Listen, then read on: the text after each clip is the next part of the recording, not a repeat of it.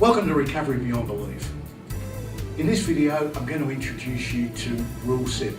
And Rule 7 is quite simply, who has got the disease? It's really important for every parent, brother and sister to understand they don't have the disease of addiction, of alcoholism or drug addiction. It is their brother, sister, son or daughter who's got that disease. So any stigma, and by stigma I mean community beliefs about, oh, you must be a failed parent or why didn't you help your brother or sister, is ridiculous in terms of thinking that way. But unfortunately, communities see addiction as, oh, it must have been the parents' fault for the way they brought them up.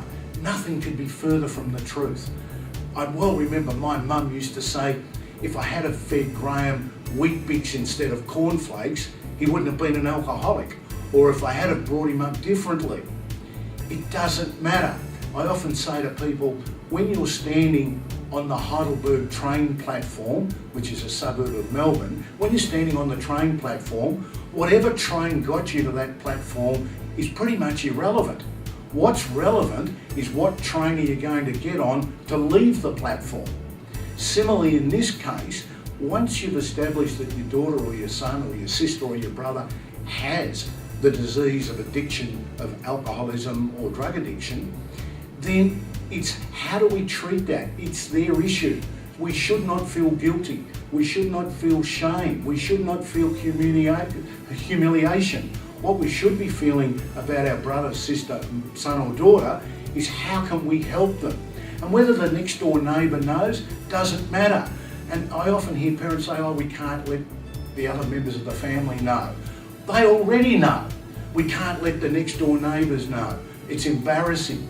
If we can't get over our personal feelings about our son or daughter or brother or sister, if we can't move forward from that and not worry about what other people think, it's going to distract from our strategy and our plan to get our son or daughter back. Surely the ultimate game plan for every parent is to bring their son or daughter back. So what anyone else thinks should be irrelevant. Now this takes some work. It's not easy for the parent to change the way they think.